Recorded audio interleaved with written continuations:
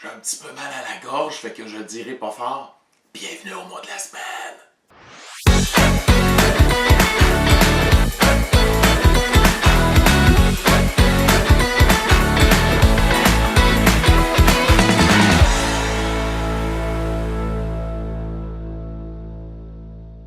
Un mot que j'aime beaucoup cette semaine, entomologie.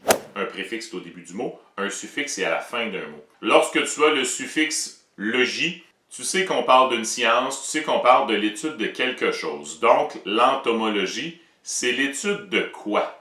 Est-ce que c'est A, l'étude des microbes, B, l'étude des insectes, ou C, l'étude des algues? On réfléchit à ça en écoutant une belle chanson.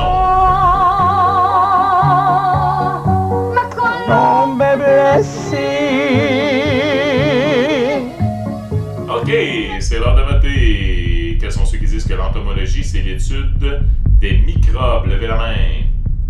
Quels sont ceux qui disent que c'est l'étude des insectes? Et finalement, quels sont ceux qui disent que c'est l'étude des algues? La bonne réponse, c'est B! Ouais, l'entomologie, c'est une branche de la zoologie. Donc, la zoologie, c'est l'étude des animaux. Et là-dedans, tu as plusieurs branches, dont l'entomologie, qui s'intéresse uniquement aux insectes, aussi connus sous le nom de grosses bébites dégueulasses. Et quand je préparais cette capsule-ci, je me demandais, mais de quoi je vais parler? Une fois que c'est dit là, que c'est l'étude des insectes, de quoi je vais parler? Et j'ai eu l'idée de te montrer des photos de 3 insectes différents qui me font vraiment capoter. C'est des insectes qui sont reconnus pour avoir un système de camouflage incroyable. Tu sais, bon, c'est pas un insecte, mais je pense que le pire animal pour se camoufler, c'est de loin le flamant rose. Et dans le top du top, c'est même pas les caméléons, il y a mieux que ça. La première photo que je te montre, c'est la photo d'un phasme. Probablement que tu as déjà vu ça, c'est un insecte qui a carrément la forme d'une branche. C'est sûr que quand tu t'attardes sur une photo, tu vois très bien où est le phasme, mais tu sais, imagine-toi que tu te promènes dans le bois, là, probablement que tu te ferais avoir. Tu aurais l'impression que c'est une branche. C'est un excellent camouflage. Surtout considérant que ces prédateurs n'ont pas nécessairement des vues extraordinaires. Le prochain insecte, bon, ça a l'air qu'il est dans la même grande famille que les phasmes. Je ne suis pas un expert en entomologie, mais c'est un insecte qui s'appelle Philly. Donc voici une photo d'une Philly. Ça a carrément l'air d'une feuille.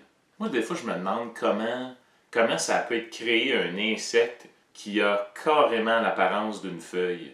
Mais des mêmes feuilles que là où il vit. Tu sais, c'est même pas, il ressemble à une feuille dans un pays à 10 000 km de là. Non, il a la même apparence que les feuilles de son habitat.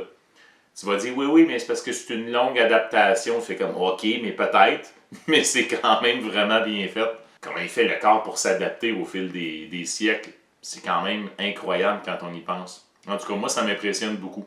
Et le dernier insecte que je voulais te montrer, celui-là, je ne le connaissais pas. Je connaissais la menthe religieuse, mais je ne connaissais pas la menthe orchidée. C'est pareil comme une orchidée. C'est incroyablement joli. Pour Noël, ou à ma fête, un des deux, je veux une menthe orchidée. J'aimerais ça que ça vive ici, ça. Ça serait tellement beau dans nos jardins, au lieu d'avoir des abeilles, puis des guêpes, puis des mouches, là, tu sais, les maringouins, mais qu'on ait aussi des menthes orchidées. Voilà, c'était les 3 insectes dont je voulais te parler. Tu as 3 connaissances de plus en entomologie, même si on n'est pas des entomologues, on peut quand même s'intéresser à ça. Ne manquez pas mes prochaines capsules, j'en ai 3 autres qui s'en viennent là, à propos du monde des bébites, des animaux et ainsi de suite. On se revoit la semaine prochaine.